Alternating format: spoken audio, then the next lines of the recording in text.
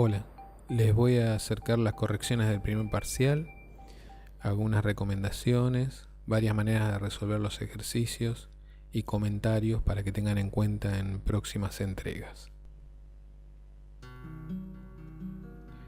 Vamos a enumerar algunas situaciones que pueden llevar a una mala nota o una peor nota de la que se podrían haber sacado, y también en un caso a un aplazo.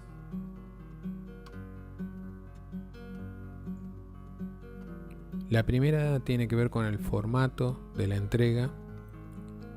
Se establece para la entrega de estos trabajos un documento de Word o un PDF. Hay que evitar entregar fotos sueltas, ahora les voy a mostrar algunos ejemplos, o en un archivo comprimido, también un conjunto de imágenes sueltas. Y en todos los casos, el apellido es lo primero que debe aparecer en el nombre del archivo. También les voy a mostrar algunos ejemplos. Se recomienda también que dentro del archivo aparezca el nombre del estudiante para que no sea confundido con el examen o con la prueba de otro. Y por último, la recomendación de realizar entregas prolijas, que sean legibles, con buen contraste en el caso de ser fotografías y sin tachaduras, porque tienen tiempo para rehacerlo en sus casas. Aquí tienen ejemplos de lo que les digo de las imágenes. Es muy difícil de estar administrándose con estos archivos. Hay que entrar en cada archivo por separado, editarlos. Incluiría el uso de un Photoshop, que no es lo conveniente acá, y lo pongo como advertencia de algo que puede llegar a bajar la nota.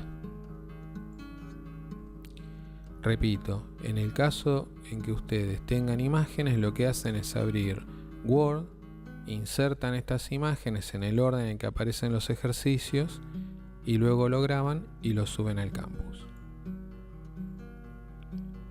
Con respecto al nombre de los archivos, yo recibo a veces de unos cursos hasta más de 100 ejemplares de parciales.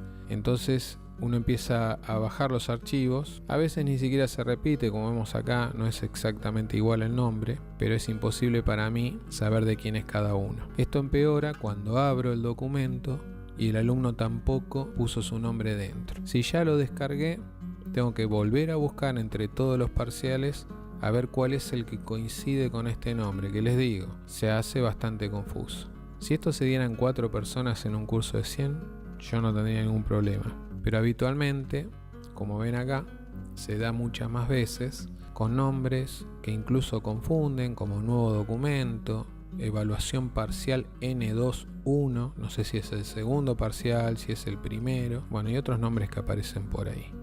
En estos casos siempre es una incógnita saber de quién son. Eso se agrava cuando abro el archivo y tampoco está el nombre adentro.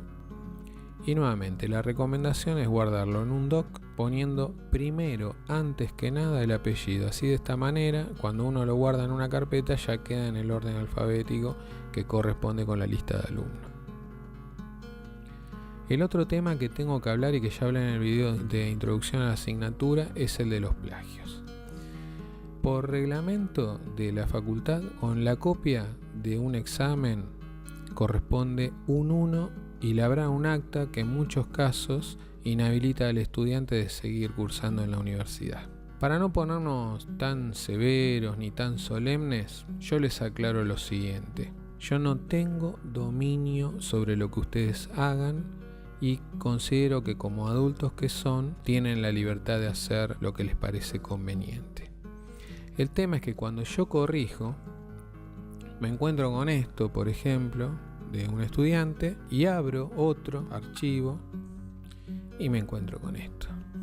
Las probabilidades de que 2 personas escriban su parcial tan idéntico son prácticamente nulas, con lo cual no hace falta ser un gran investigador para saber qué es lo que pasó acá. No está en mi naturaleza desaprobar a una persona, ni retarla, ni nada. Yo lo único que les digo es que cuando ocurre esto, uno pasa de el entusiasmo de encontrarse con un parcial que parecía para un 10, con la desilusión de darse cuenta de que este material no es original. Y ya tengo la experiencia de haber encarado a los alumnos, de hacerle recomendaciones, y los alumnos nunca lo toman de buena manera, siempre se ponen a la defensiva, como si uno los atacara, que no, que nosotros nos juntamos, que lo hicimos juntos, que se lo presté, que no sabía que iba a hacer. Entonces yo ya no entro más en esas polémicas. Yo la única recomendación que les hago es, si van a estar copiando trabajos de otros porque lo único que les interesa es aprobar la cursada, lleven esto bien presente en sus cabezas el día que se presentan a dar el examen final, porque después fracasan en el examen final y pareciera que la responsabilidad es del docente, cuando en realidad hay alumnos que con esta y con otras técnicas llegan al examen final con una cursada con todos 10 y se sorprenden de sacarse un 2 en el examen final, que es la verdadera nota, porque es la nota que los pone a ustedes frente a una hoja y frente a exponer su conocimiento. Lo mismo para quienes hagan sus parciales con un profesor particular. No hay ningún problema. Yo sé que hay mucha gente que no recuerda esto, que hace tiempo que no hace ninguna cuenta y tiene todo su derecho de contratar a un profesional para que le elabore las respuestas del parcial. Pero es la nota del profesional, no es la del estudiante, ¿sí? Se puede concurrir con un estudiante, se pueden juntar en grupo para hacerlo, pero a mí lo que me debería de llegar son los resultados de la elaboración del estudiante. Ahora vamos a ver las respuestas a los ejercicios que también llevan algunos comentarios. Yo elegí tomar una solución, a veces es mía, a veces saqué soluciones de algunos parciales, en especial en este ejercicio para mostrarles la diversidad que hay de elaborar las respuestas y darles algunos comentarios que les pueden servir. El ejercicio 1 dice, sabiendo que la cantidad de radiación producida es directamente proporcional al más de un sistema de imagen de rayos X, a 50 mA por segundo, la exposición cutánea de entrada, que ahí está traducido que es de 240 mR, miliröntgen, 2.4 Gray. Ahí está la otra cifra, y pregunta, ¿sí?, por el procedimiento si se aumenta a 60. Acá hay algo bastante interesante que tengo que aclarar, es que dice se aumenta a 60 y no se aumenta en 60. Con lo cual, nosotros la palabra clave acá es directamente proporcional. Eso nos indica que se puede realizar como un problema de regla de 3. Si me hubieran dicho que se incrementa o se aumenta en 60, yo en vez de pasar de 50 a 60 debería haber pasado de 50 a 110. Se los aclaro por si aparece eso en algún examen final. Bueno, se resuelve como una regla de 3, simple y directa, y ahí tienen la respuesta que da esa cuenta. Les pongo otras versiones para que vean los trabajos. Por ejemplo, esto que ven acá, uno lo ve, se sorprende, ya parece que encarara para un 10 por la presentación, la prolijidad y todo, pero así como uno se sorprende por lo bien que está hecho, al rato ve que era justamente el parcial que les comentaba antes, que está idéntico en dos casos. Entonces, bueno, uno pasa de la alegría a la desilusión. Acá tienen otro ejemplo, también muy prolijo, por razones obvias se tapó el nombre del propietario del parcial, muy bueno. Acá tienen otro que la verdad es un muy buen esfuerzo, es una persona que hizo lo que yo ya les había comentado en el video de introducción, saca la imagen y la coloca en un documento, también es considerado como una muy buena respuesta, la verdad es un esfuerzo que se considera y está bien. Acá ya vemos que por ejemplo no hay ninguna cuenta expuesta y que hay algún tema ahí con el resultado que debería haber dado 288 y está expresado como 280. Entonces, bueno, ya tenemos ahí algo más o menos. Acá está explicado la regla de 3, incluso hay unas líneas ahí como explicándola. No hay cuentas, está el resultado, bien, se lo considera bien. Y acá algo que en un final es inaceptable, que es colocar la respuesta. Si no hay ningún atisbo de describir qué es lo que uno pensó, cuál es el razonamiento, cómo llegamos a ese resultado, les digo la verdad, no es válido en el contexto de un examen de esta naturaleza. Si ocurriera en uno solo de los ejercicios, bueno, uno podría decir, no sé, de algún lado salió esta respuesta, este número. Si ocurre en todos, ya tenemos que entender que es algo en lo que se está equivocando el estudiante, ¿sí? Directamente esto en un final no se toma como algo bien hecho. Y después tenemos este otro que está bien escrito, la cuenta está bien planteada y está mal el resultado. Entonces uno se queda pensando qué es lo que ocurrió acá. También, si es un caso aislado en uno de los ejercicios de un examen, se considera que el estudiante se distrajo un poco y se lo toma bien. Pero si esto es constante, ya empieza a bajar la nota. Bueno, esos fueron todos ejemplos, digamos, que los di en el caso del ejercicio 1. Ahora vamos a seguir con los demás ejercicios de manera más rápida. Creo que ya se quedó entendido cómo es. En el ejercicio 2 habla de dosimetría. En lo que es el enunciado menciona áreas de mayor riesgo, cabeza, cuello, extremidades, y después menciona áreas protegidas bajo el delantal.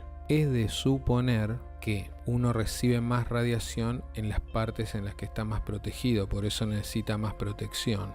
Eso es un dato interesante a saber. Entonces, la dosis efectiva depende de estos dos números y cada uno tiene un ponderador, que en un caso es 0,5, en el otro 0,025. Esto quiere decir que en las partes que están menos expuestas y que hay por ende menor radiación, uno efectivamente absorbe la mitad y en la otra es la 40ª parte.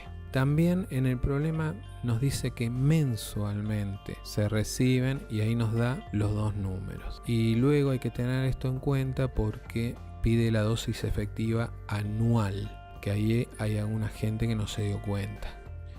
Calculó solamente la mensual.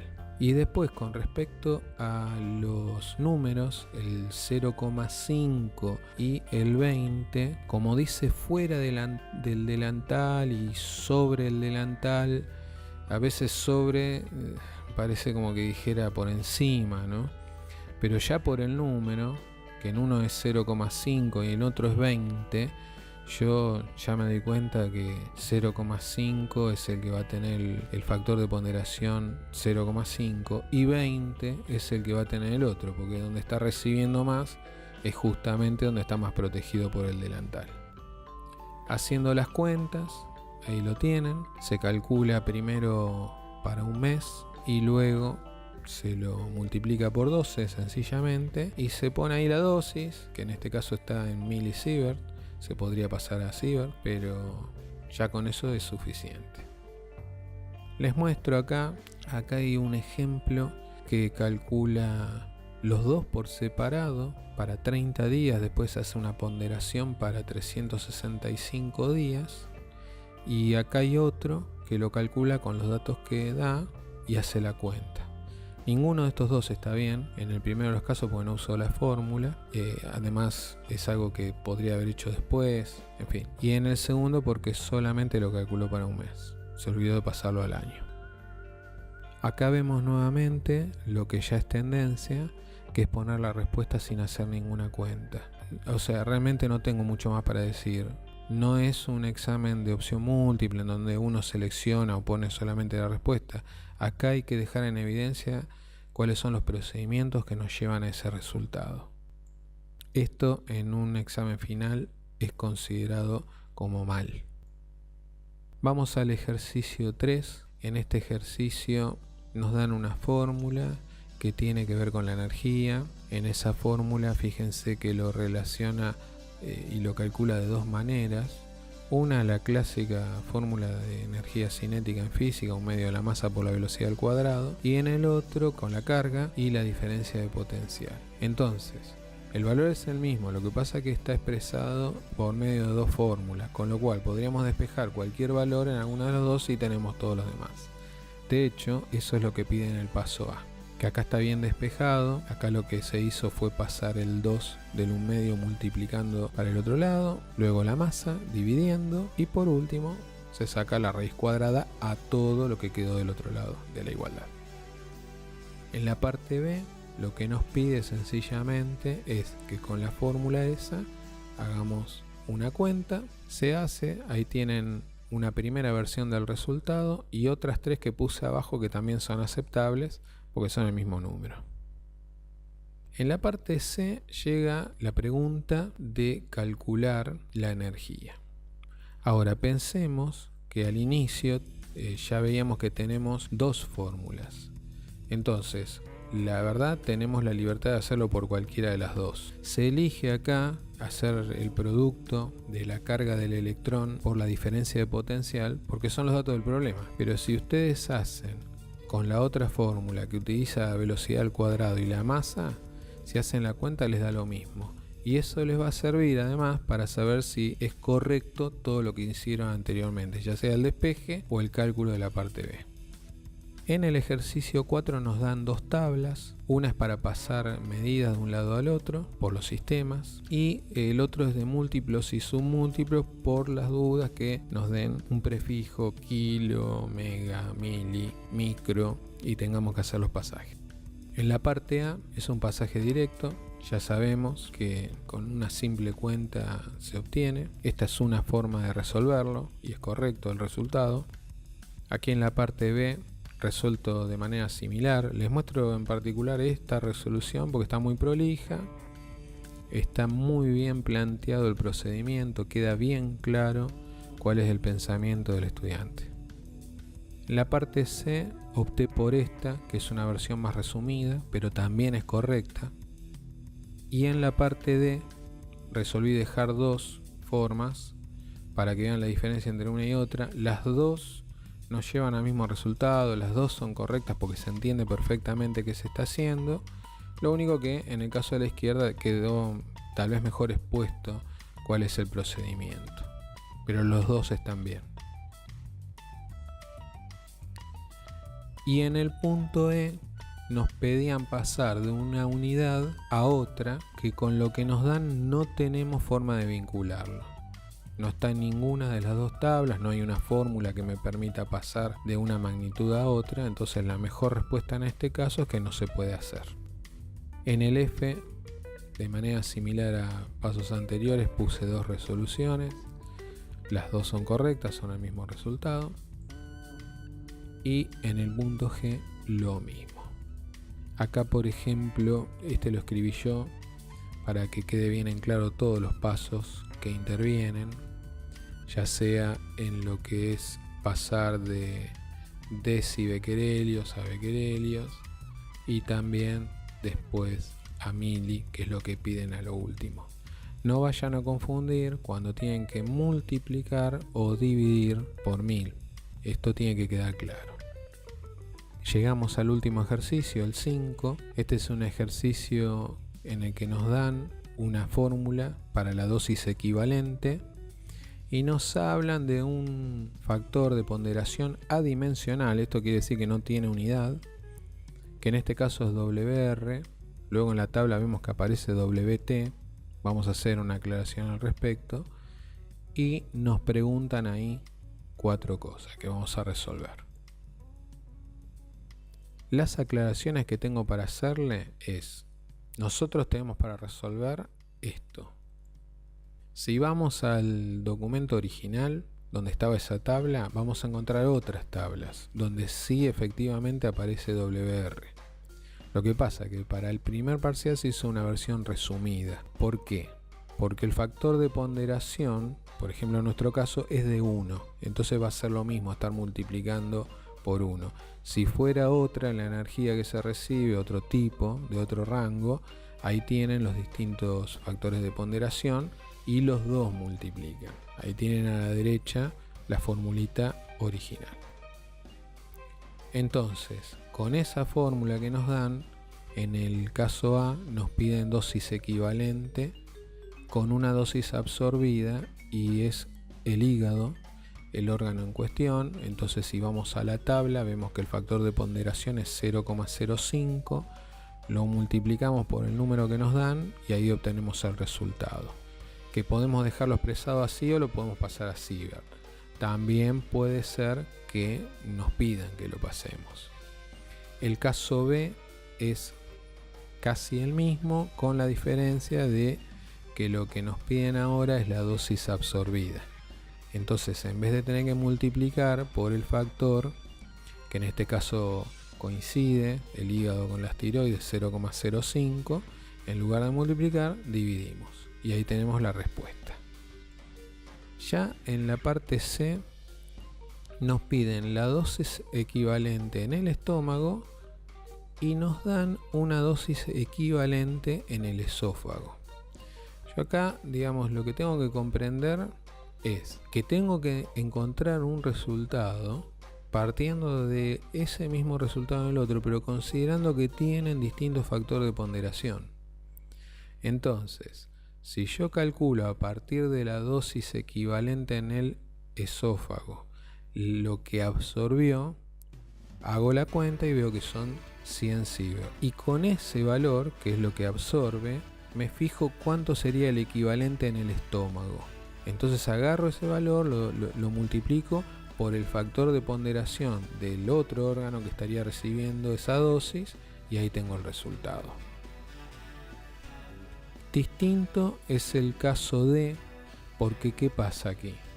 Acá me piden la dosis absorbida en piel y me dan la equivalente en médula ósea. Entonces, si yo tomo la dosis equivalente en médula ósea, puedo calcular la dosis absorbida. Ahí tienen hecho el cálculo. Pero la paso a Siebert y termina, porque esa es la dosis que absorbe. No me están pidiendo la equivalente como para que yo vuelva a calcular con el factor de ponderación. Esa es la diferencia entre la parte D y la parte C. Bueno, aquí termina el parcial. Los dejo con algunas conclusiones, en especial para que algunas personas mejoren las próximas instancias y también como preparación para el examen final. No atrasarse en las próximas entregas. Hubo demoras en la entrega de este parcial porque estuve esperando a mucha gente, algunos porque entraron un mes tarde, otros porque no les salían los ejercicios. Eso ya no lo puedo hacer porque se nos termina el cuatrimestre. Después, lo que ya les recomendé, que el trabajo debe ser propio si queremos una nota nuestra y no de otro, y tener en cuenta esto para el examen final para no llevarse sorpresas. Y por último, algo que también les dije al inicio, que es mejorar la prolijidad y el nombre en el archivo, el apellido ante todo, para que pueda quedar ordenado y no se confunda con el trabajo de otra persona. Bueno, nos vemos en próximas instancias. Cualquier duda, ya saben, me mandan un correo.